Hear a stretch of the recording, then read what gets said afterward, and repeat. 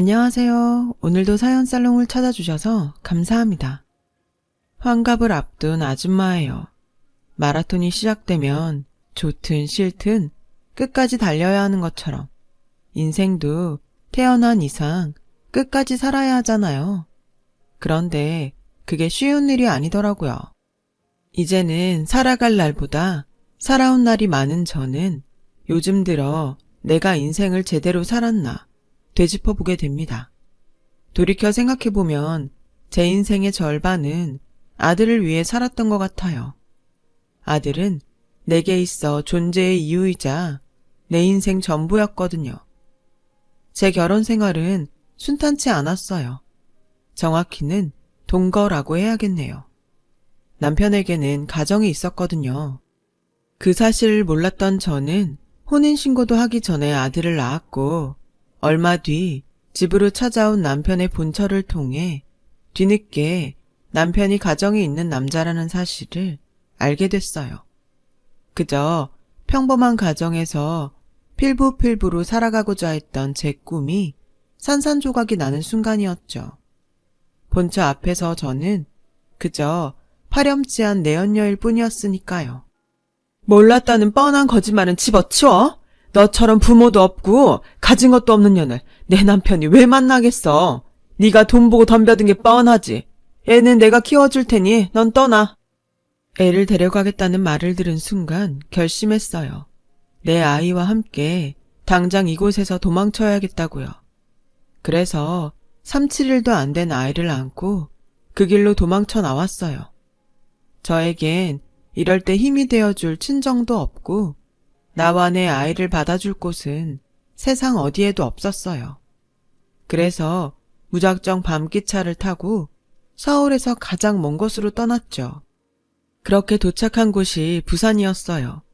나무를 숨기려거든 숲으로 가라는 말처럼 사람들로 북적이는 대도시로 가야 들키지 않을 것 같았거든요.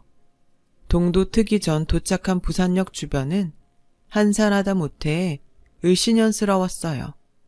마치 우리 모자의 앞날처럼 말이에요. 부산역 뒤로 길게 늘어선 모텔 거리를 따라 한참을 걸었어요. 그렇게 찾아 들어간 싸구려 여인숙에 짐을 풀고 아이를 눕힐 수 있었죠. 세상 모르고 새근새근 잠든 아이를 보니 그렇게 눈물이 흐르더라고요. 너는 어쩌다 하고 많은 부모 중에 이 못난 어미를 만나 고생이니 앞으로 평생 애비 없는 자식으로 살아야 할 텐데 불쌍해서 어째. 차마 입 밖으로 내지도 못하고 속으로 되냐며 한참을 울었어요. 아침이 되자 주인 할머니가 방문을 두드리곤 방 안으로 밥상을 밀어 넣어 주었어요. 뭐라도 먹어야 젖이 돌지 않겠냐고 하시면서요. 도다리가 들어간 미역국에 밥을 말아 한술 뜨려는데 내 처지가 한심해서 눈물이 나는 거예요. 미역국을 먹는 건지 눈물을 먹는 건지 꾸역꾸역 입에 숟가락으로 떠 넣었어요. 주인 할머니는 그런 제 모습을 애처롭게 바라보셨죠. 사정이야 어쨌건 아는 키워야 하지 않겠나. 다 묻고 문 앞에 내놔라. 경상도 특유의 무뚝뚝함 뒤에 담긴 따뜻한 마음 덕분에 저는 매 끼니마다 주인 할머니의 미역국을 먹으며 아들에게 젖을 물릴 수 있었어요. 이후에도 주인 할머니는 여인숙에서 아이를 키우며 살 수 있게 돈벌이가 되는 일감도 가져다 주시고 여러모로 우리 모자를 도와주셨어요. 할머니는 사고로 일찍 세상을 떠난 아들 내외가 남긴 어린 손자와 함께 살고 계셨는데 아이는 엄마 정이 그리워서 그런가 저를 곧잘 따랐어요. 제가 아들에게 젖을 물리고 있으면 방에 들어와 한참을 바라보곤 했죠. 어린아이의 눈빛이 어찌나 쓸쓸해 보이던지 제 마음이 다 뭉클했어요. 그래서 더 정이 갔는지도 모르겠네요. 전 눈이 침침한 할머니를 대신해 아이의 손톱도 깎아주고 바가지를 씌우곤 앞머리를 잘라주곤 했죠. 목욕탕에 갈 때도 데리고 가서 때도 밀어주고 때때로 떡볶이며 김밥도 만들어 먹였어요. 아이는 그런 제게 정이 많이 들었는지 어디를 가든 꼭 졸졸 따라다녔죠. 모르는 사람이 보면 제 아들인 줄 착각할 정도였어요. 그러던 어느 날이었어요. 늦은 밤 주인 할머니가 제 방으로 찾아오셨더라고요. 평소와 달리 한참을 망설이시다가 입술을 달착거리며 어렵게 부탁을 하셨어요. 네? 학부모 상담을 대신 가달라고요? 자식 새끼 먼저 보내고 딱 저거 하나 남았다 아이가. 딴 건 몰라도 어린 것 가심에 못을 박아가 쓰겄나. 네, 부탁 좀 할게. 딱 하루만. 우리 형석이 엄마 노릇 좀 해주소. 국민학교에 입학하고 처음 맞는 학부모 상담에 당신 대신 참석해 엄마 노릇을 해달라는 거였어요. 그동안 주인 할머니께서 저한테 해주신 것도 있고 형석이에 대한 짠한 마음도 있어서 저는 그러겠다고 했죠. 난생 처음 해보는 담임선생님 상담에 왠지 긴장이 되더라고요. 혹시나 실수를 하지는 않을까? 가짜 엄마인 게 탄로나면 어쩌나 걱정을 하면서 교실로 들어갔어요. 그런데 그런 저를 보더니 형석이가 엄마! 하고 부름에 달려오지 뭐예요? 순간 당황했지만 티를 낼 순 없었어요. 형석이가 반 아이들을 향해 큰 소리로 이렇게 말했거든요. 너희들 잘 봤제? 우리 엄마다. 나 고아 아니라고. 제 손을 꼭 잡고 악을 쓰듯 소리치는 아이를 보니 제 어린 시절이 떠올라 오늘만큼은 진짜 형석이 엄마가 되어야겠다고 생각했어요. 우리 형석이 엄마 많이 기다렸어? 동생 재우고 오느라 엄마가 늦었어. 다음엔 안 늦을게. 미안. 그 모습에 반 아이들은 아무 말도 하지 못했어요. 아이들이 운동장으로 나가고 저는 담임선생님과 면담을 시작했어요. 그런데 담임선생님은 이미 형석이한테 부모가 없다는 걸 알고 있더라고요. 그것도 모르고 엄마 행세를 했으니 창피한 노릇이었죠. 다행히 선생님은 그에 대해 아무것도 묻지 않으셨어요. 그저 형석이의 학교 생활과 가정에서 교육해야 할 것들을 일러주셨죠. 그렇게 상담을 마치고 형석이와 함께 집에 돌아오는데 아이가 그러더군요. 아줌마가 진짜 엄마였으면 좋겠다고요. 그래? 그럼 진짜 엄마 하지 뭐. 형석이처럼 착하고 예쁜 아들도 없고 아줌마가 땡 잡았네. 그 말에 형석이는 제자리서 팔짝팔짝 뛰며 좋아했어요. 그날 이후 형석이는 저를 엄마라고 부르기 시작했고 저 역시 형석이를 아들이라고 불렀어요. 그러자 주인 할머니가 그러시더군요. 웃자노, 이제 방세받기는 글렀다. 안 그나 가족끼리 돈 받고 방 빌려주는 게 어딨노? 이것도 인연이라고 고마 이래 살자. 됐나? 그렇게 저는 쫓기듯 도망쳐 온 곳에서 꿈에 그리던 가정을 이루게 되었어요. 그리고 몇 년 뒤 할머니는 더 이상 손님도 들지 않는 여인숙을 팔고 지인한테 공사장 한밭집을 인수했어요. 그때부터 할머니와 저는 본격적으로 밥 장사를 시작하게 되었죠. 공사장 특성상 남들 다 자는 시간에 식당 문을 열어야 해서 아침 일찍부터 움직여야 했어요. 사람들 두지 않고 할머니와 단 둘이 모든 걸 해내려니 몸이 성한 곳이 없을 정도로 육체적으로 힘들었어요. 그래도 몸이 힘든 만큼 돈은 잘 모이더라고요. 대신 거친 공사장 인부들이 종종 저에게 야한 농담을 건네며 추근대곤 했는데 그럴 때마다 할머니가 물바가지를 뿌리며 욕설을 퍼부어대곤 했어요. 그 주둥이 확 꼬매버리기 전에 당장 꺼지라. 한 번만 더 와가 허튼 수작 부리모 니 죽고 내 죽는 기다. 알겠나? 그런 할머니 덕분에 저는 거친 사내들 속에서 10년 가까이 무사히 장사를 할 수 있었어요. 그러는 사이 제 아들은 국민학생이 되었고 고등학생이 된 형석이는 바쁜 저를 대신해 제 아들을 입히고 씻기며 친동생처럼 살뜰히 보살펴 주었어요. 어느새 진짜 가족처럼 된 우리는 오순도순 잘 살고 있었어요. 그 일이 생기기 전까지는요. 점심 장사를 마치고 할머니와 늦은 점심을 먹고 있었는데 웬 남자가 식당 안으로 들어오더라고요. 그런데 얼굴이 낯이 익더라고요. 작은 사모님, 저 윤기사입니다. 그 말에 얼굴을 자세히 보니 남편의 차를 몰던 운전기사더라고요. 그 순간 온몸에 소름이 쫙 끼쳐서 아무 말도 못하고 벌벌 떨었어요. 서울 바닥을 다 뒤져도 못 찾겠더니 여기 계셨네요. 아드님은 무사하죠? 사장님이 많이 보고 싶어 하십니다. 본처와의 사이에서 자식이 없었던 남편은 제가 아이와 함께 도망친 이후 사설업체에 의뢰해 우리 모자를 찾아왔다고 하더라고요. 그러다 얼마 전 저랑 닮은 사람을 부산에서 봤다는 얘기를 듣고 윤기사를 시켜 직접 확인하라고 보낸 거였죠. 저 우리 민석이 없인 못 살아요. 그러니 제발 저 못 본 걸로 해주세요. 그렇게만 해주신다면 제가 무슨 수를 써서라도 그 은혜 갚을게요.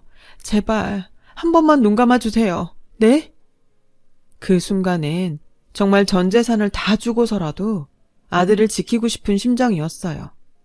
처음엔 절대 안 된다고 정색을 하던 윤기사는 바닥에 무릎까지 꿇고 통사정을 하는 저를 보곤 잠시 생각에 잠겼어요. 그리고는 모시는 분을 배신하면 저도 모가지 날아가요. 저도 가정이 있는 몸인데 작은 사모님 사정 봐주다가 내 식구들 길거리 나 앉을 수도 있다고요. 치킨집이라도 하나 차릴 돈이라도 있으면 모를까. 그 말에 옆에서 얘기를 듣고 있던 할머니가 끼어들었어요. 그 돈 내가 줬구마. 조금만 기다려 주이소. 내 은행 가가 돈 찾아올라니까. 할머니는 앞치마를 벗어던지고 나가셨어요. 그리곤 잠시 뒤 누런 서류 봉투에 돈다발을 담아오셨죠. 이 돈 받고 그 짝은 오늘 여기서 아무것도 못 본 겁니다. 행여라도 돈만 챙기고 오늘 일을 한마디라도 씨부리마. 네, 가만 안 둘 깁니다. 알겠는겨? 윤기사는 할머니가 내민 봉투에 정신이 팔려서 연신 고개를 끄덕이며 죽을 때까지 입 다물고 살겠다고 약속했어요. 그리고는 돈봉투를 가슴에 품고 도망치듯 가버렸죠. 윤기사가 나가자 할머니는 제 손에 통장을 쥐어주시며 그러셨어요.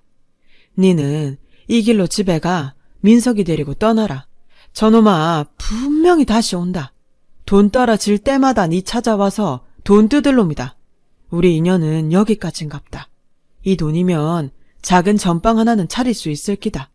어딜 가든 굶지 말고 밥 든든히 잘 챙기 먹고 살아야 한다. 내한테 연락할 생각도 하지 말고. 그래야 네 아들 지키고 살 수 있다. 내 말 알겠지? 퍼뜩 안 있나고 뭐하나? 할머니의 호통에 정신이 번쩍 든 저는 집으로 달려가 짐을 꾸렸어요. 때마침 학교에서 돌아온 형석이가 저를 보곤 눈이 휘둥그레졌죠. 형석아, 엄마가 끝까지 보살펴주지 못해서 미안해. 아프지 말고 할머니랑 잘 살아야 해. 언젠가 꼭 다시 찾아올게. 형석이는 무슨 일이냐며 이렇게는 못 보낸다고 문을 막아섰어요. 저는 그런 형석이를 밀쳐내고 아들과 함께 집을 나왔어요. 우리가 택시를 타고 골목을 빠져나갈 때까지도 형석이는 울먹이며 저를 따라왔죠. 그 모습에 가슴이 찢어질 듯 아팠지만 내 아들을 지키기 위해선 어쩔 수 없다 다짐을 하면서 애써 외면했어요. 그렇게 부산을 떠난 우리 모자는 수원에 자리를 잡았어요. 한동안 형을 찾아대던 아들은 시간이 지나자 조금씩 부산 생활을 잊어갔어요. 할머니가 주신 돈으로 안채가 딸린 분식집을 차린 저는 아들과 먹고 살기 위해 모든 걸 잊고 살기로 했죠. 가족의 따스함을 모르고 살았을 때는 몰랐지만 이미 경험한 이상 그 허전함은 이루 말할 수가 없더군요. 공사장 인부들 틈바구니에서 오랜 시간 버틸 수 있었던 것도 다 할머니의 그늘 덕분이란 걸 뼈저리게 느낄 수 있었으니까요. 더는 취객으로부터 저를 보호해줄 사람도 없고 저 대신 아들을 돌봐줄 사람도 없었어요. 그 모든 게 온전히 제 몫이 된 거예요. 기댈 곳 하나 없이 말이죠. 그래서 정신없이 살다 보니 어느새 아들은 훌쩍 자라 고등학생이 됐어요. 자식도 자라면 남이라더니 머리가 큰 아들은 밖으로만 돌았어요. 하나뿐인 가족인 엄마보다는 친구가 우선인 아이가 되었죠. 아들이 자라는 동안 돈 버느라 신경을 못 써준 거에 대한 복수라도 하듯이 아들에게서 저는 점점 사라져 갔어요. 그렇게 세월이 흘러 아들은 대학을 졸업하고 취업 준비생이 됐어요. 전 세계적으로 불황이 길어진 탓에 졸업하고 2년이 다 되도록 변변한 직장에 들어가지 못한 아들은 집에서 하루 종일 컴퓨터 게임을 했어요. 남들 일할 땐 자고 늦지막이 일어나 배달 음식을 시켜 먹곤 게임을 하는 게 아들의 일과였어요. 그리고는 마치 빚쟁이 독촉하듯 하며 제게서 돈을 가져가곤 했죠. 뭔가 단단히 잘못됐다고 생각했지만 관계를 돌리기엔 이미 너무 멀리 온 것 같았어요. 그 무렵 저는 오랜 시간 육체노동을 해온 탓에 관절염이 심해져 젓가락도 제대로 쥘 수 없는 상태가 됐어요. 거기다 간에 무리가 갔는지 황달 증세도 심하고 조금만 움직여도 금세 지치고 까부라지기 일쑤였죠.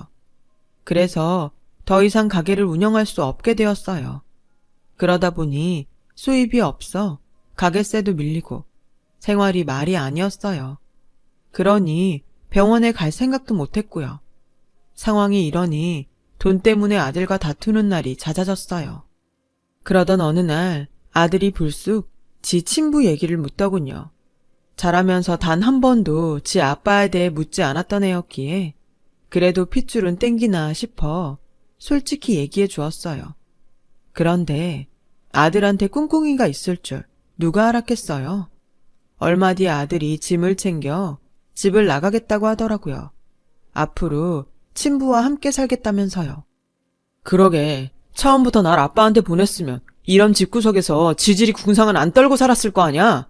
엄마가 나 안 보낸다고 도망친 거라며.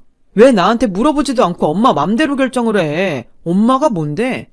그랬으면 제대로라도 키웠어야지. 지금까지 엄마 때문에 내가 얼마나 쪽팔리게 살았는지 알아? 남들 다 가는 유학도 못 가고 이력서에 스펙도 한 줄 못 넣었어. 이게 누구 탓이겠어? 엄마 탓이라고. 잘 사는 아빠가 있는데 내가 왜 이 지랄로 살아야 했겠냐고. 다 필요 없어. 나 앞으론 아빠 아들로 떵떵거리고 살 거야. 회사도 물려받고 그동안 못 입고 못 쓰고 산 한 다 풀 거라고. 그러니까 나 찾을 생각하지 마. 내 인생 망치지 말라고. 지금 그걸 말이라고 해? 이 엄마가 누구 때문에 지금껏 이러고 살았는데 네가 어떻게 엄마한테 이럴 수가 있어? 너 내 아들 맞니? 내 아들 맞냐고. 난 널 첩자식으로 눈치 보고 살게 하고 싶진 않았어. 그것뿐이야. 전 재산을 주고 널 지킨 거 한 번도 후회한 적 없었다고. 그래도 가겠다면 네 마음대로 해. 누가 나보고 첩자식이래. 엄마는 그 집에서 첩인지 몰라도 난 엄연히 그 집 종손이야.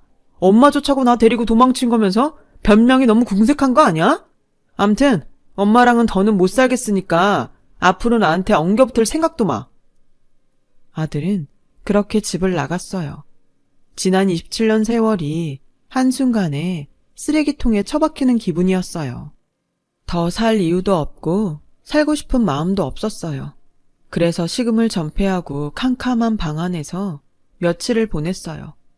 그러다 정신을 잃었고 눈을 떠보니 병원 응급실이더군요. 가게 주인이 월세가 밀렸다고 찾아왔다가 안채에 쓰러져 있는 저를 발견하곤 119에 신고를 했다더군요. 솔직한 심정으로 차라리 죽게 놔두지 뭐하러 고생을 했나 싶었어요. 그런데 그 순간 정말 기적 같은 일이 일어났지 뭐예요. 엄마 맞죠? 저 형석이에요. 저 기억하시겠어요? 하얀 의사 가운을 입은 선생이 저를 보고는 그러지 뭐예요. 자세히 보니 부산에서 함께 살았던 형석이가 분명했어요. 형석이는 제 손을 덥석 잡고는 제게 안겨 한참을 울었어요. 그동안 저희 모자를 애타게 찾았다며 왜 몸이 이 지경이 되도록 뒀냐며 서럽게 울더라고요. 간이고 신장이고 제대로 기능하는 게 하나도 없을 정도로 망가져 있다면서요. 민석이는요? 엄마가 상태 이런 거 민석이 그놈도 알아요. 뭐 한다고 엄마를 이러고 뒀대요. 친자식보다 더 걱정해주는 형석이를 보니 내가 인생을 헛살았다 싶더군요. 그래, 있었던 일들을 다 얘기했더니 주먹을 불끈 쥐곤 한숨만 푹푹 쉬더군요. 그리고는 엄마, 일단 병부터 치료해야 안 합니까? 이번부터 하시고 해. 앞으론 지랑 같이 사입시다. 네, 이래봬도 의사 아닙니까? 집도 있고 차도 있고 다 있습니다. 딱 하나, 엄마만 없다 아닙니까? 그러니까네, 앞으론 지랑 사는 깁니다. 남은 인생 엄마 강, 내 강 지지고 볶고 사는 깁니다. 됐지? 그렇게 저는 10수년 만에 만난 큰아들 덕분에 입원 치료도 하고 현재 큰아들 집에서 함께 살고 있어요. 7년 전 할머니가 돌아가신 이후로 혼자 살았던 형석이는 할머니가 쓰시던 방에 제 방을 꾸며주었어요. 앞으론 죽을 때까지 자기랑 떨어지지 말자고 엄포 아닌 엄포를 놓으면서요. 할머니께선 살아생전에 종종 저희 모자 얘기를 하셨었대요.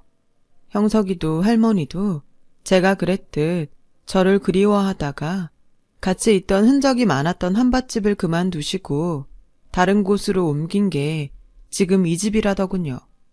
그리고 혹시라도 당신이 죽고라도 제가 찾아오면 주라면서 함께 한밭집을 하며 조금씩 사모았던 땅 문서를 남겨주셨더라고요.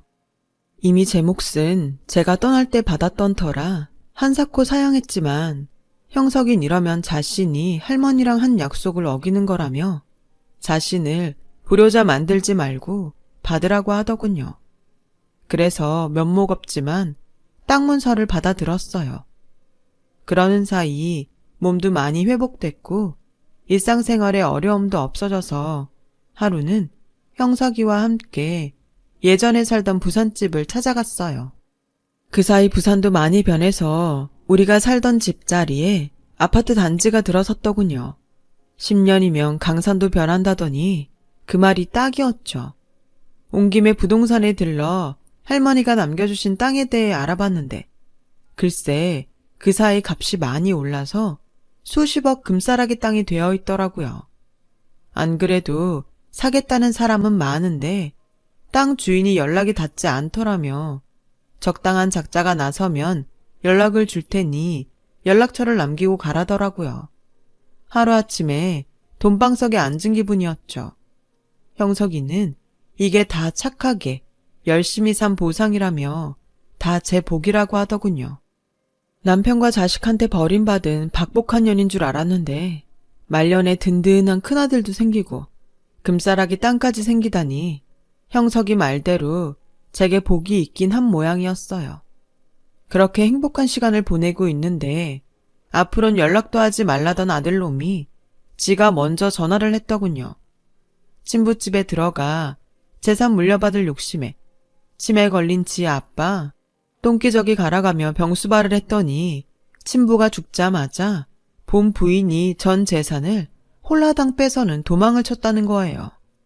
평생 애 못 낳는다고 구박하고 여자 문제를 속썩인 네 아빠 죄는 자식인 네가 대신 받으라고 편지까지 남겨두고 말이죠.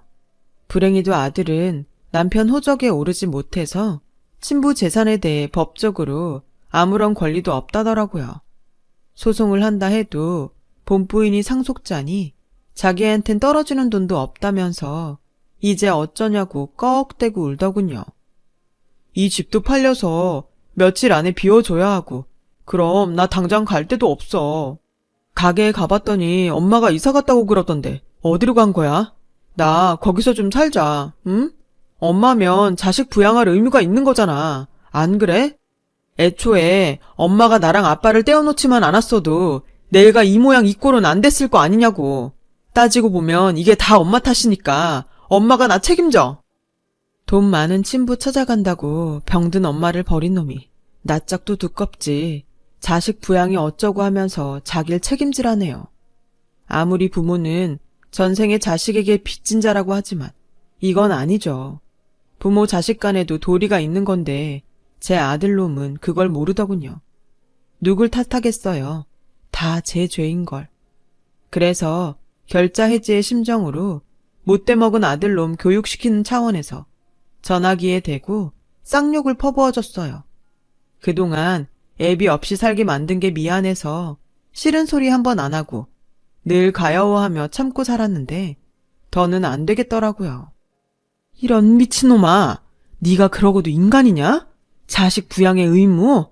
다 죽어가는 엄마 버리고 돈 많은 친부 찾아간 놈이 할 소리냐? 나 더는 너 같은 인간 말종놈이랑 부모 관계로 엮이기 싫다.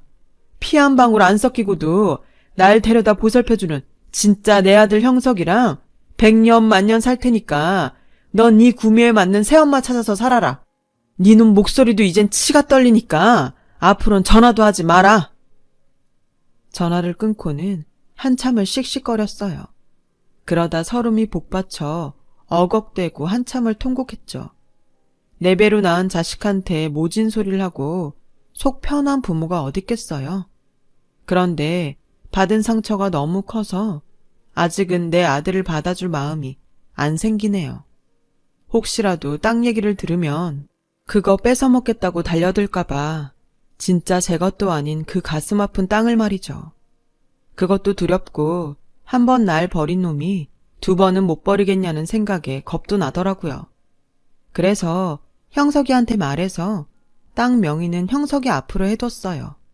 혹여라도 나중에 내 아들이 지 권리를 요구하지 못하도록 말이죠. 원래 내 몫도 아닌데 당연한 거죠. 저는 그런 땅이 없어도 착하고 든든한 큰아들이 옆에 있으니까 그걸로 그간의 고생을 보상받은 기분이에요. 이제 큰아들한테 잘 어울리는 짝을 지어주면 그걸로 제 역할은 끝이 아닐까 싶습니다. 참 인생이란 게 제 마음대로 되지도 않고 힘들었지만 어떤 좋은 일들로 귀결될지 모르는 게 인생 같습니다. 제 사연을 들어주셔서 감사드리고요. 여러분의 인생에도 복된 날이 깃들길 바랍니다. 여러분, 사연 댓글에 응원과 현명한 조언 부탁드려요. 좋아요와 구독은 저에게 큰 힘이 됩니다. 오늘도 좋은 일 가득하세요.